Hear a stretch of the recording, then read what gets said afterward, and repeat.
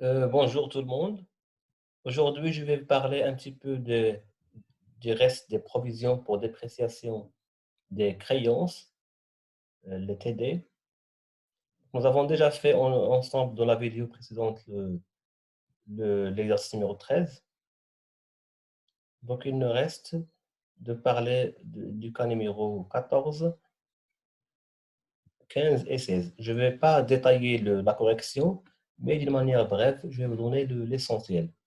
Donc, le premier cas, vous avez ici un cas dans lequel on vous donne la balance avant inventaire.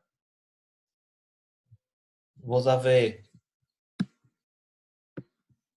solde débiteur des clients. Vous avez le solde créditeur. Et on vous demande de trouver, donc vous devez trouver ce montant-là et ce montant-là. Donc pour les trouver, de faire quoi? Vous devez essayer de... Donc on cherche ici client douteux ou litigieux.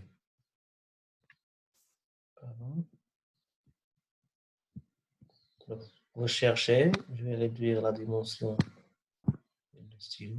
Donc on cherche le montant des clients douteux et on cherche la provision. Donc pour le premier montant des clients douteux, comment on va le trouver? On a ici un tableau qui retrace l'ensemble des créances.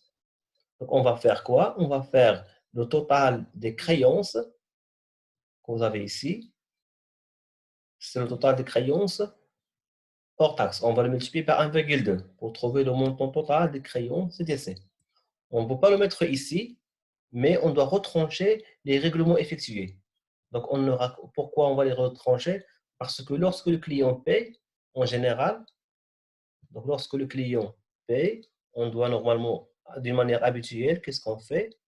On va aller vers le compte client et on va enregistrer les règlements ici, dans le crédit. Et donc, si on enregistre les montants des règlements, le solde que vous avez ici, même si c'est la balance avant inventaire, le solde que vous avez, il doit contenir normalement, il doit contenir tout le montant le montant initial des créances, moins l'ensemble des règlements.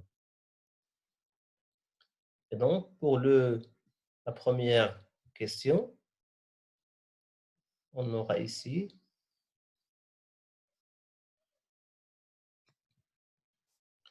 on aura le montant global, c'est le montant total des créances hors taxe fois 1,2 moins le montant des règlements. Donc, vous allez vous-même le calculer. Le total des provisions, c'est quoi? C'est l'ensemble des anciennes provisions. C'est le total des anciennes provisions. C'est 11 950. C'est le total des provisions. Après, vous allez faire le traitement comptable à travers les écritures d'inventaire. Vous allez faire ce tableau-là pour l'ensemble des clients, créances, ainsi de suite. Vous savez déjà comment le faire. Il vous reste quoi? Il vous reste de dire le premier client, qu'est-ce qu'il a? Donc, ils ont dit que Jawad, c'est un client, le solde de la créance est irrecouvrable. Donc, ça veut dire quoi, irrecouvrable? Ça veut dire que le client ne va plus ne payer. C'est un client dont la créance ne serait pas rémunérée. Et après, donc, qu'est-ce qu'on va faire pour ce client-là? On va faire, normalement, c'est un client qui est insolvable. Donc, on va annuler l'ancienne provision et on va faire au journal la nouvelle. On va faire la reprise pour l'ancienne provision, on va faire la perte. Perte de crayon, c'est recouvrable. Donc, nous allons faire les mêmes écritures que nous avons fait pour le client Fadici. Donc, Fadici, c'est le même cas que Jawad qu'on a ici. Le client Ayoub, ils ont dit que Ayoub, on estime qu'il ne réglera 70% du solde de la créance. Donc, qu'est-ce qu'on aura ici? Qu'est-ce qu'on aura comme règlement? On aura ici, Ayoub va avoir un montant global on va faire la nouvelle provision moins l'ancienne provision. On va calculer la nouvelle provision et on va la comparer avec l'ancienne provision. Pour le cas de Nejla, donc la provision doit être portée à 60% du solde. La même chose, donc on va faire pour les deux clients Ayoub et Nejla, ils vont faire soit dotation, soit reprise. Ça dépend des cas. Et il nous reste les clients Kanoni et client Zaidi. Le client Kanoni, c'est un nouveau client.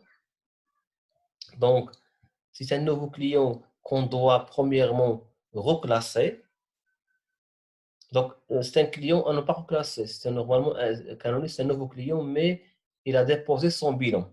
Donc, il a fait faillite. On va faire directement perte sur créance irrecouvrable. La créance devient irrecouvrable.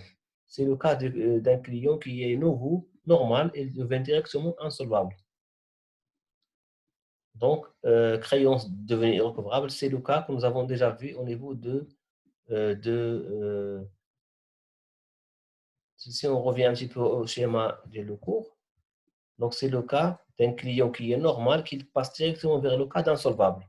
Donc, c'est une créance devenue irrecouvrable avec TVA facturé et client tout court. Le dernier client Zaidi, il faut constituer une provision de 60% du solde. Donc, c'est un client qui est nouveau, on va le reclasser. C'est un client normal qui devient doteux. Donc, on va le reclasser premièrement et on va faire la provision. La nouvelle provision par rapport au montant hors taxe. Donc, si on passe, c'est ce qu'il y a à faire par rapport à ces clients-là. Si vous passez vers le cas numéro 15, toujours le même principe, vous allez calculer, vous faites le calcul. Vous avez des anciens clients SAD et RATB. SAD, ils vous disent ici pour solde. Donc, ça veut dire quoi pour solde? Ça veut dire qu'il a payé ce montant-là de 6 900 dirhams et il devient insolvable.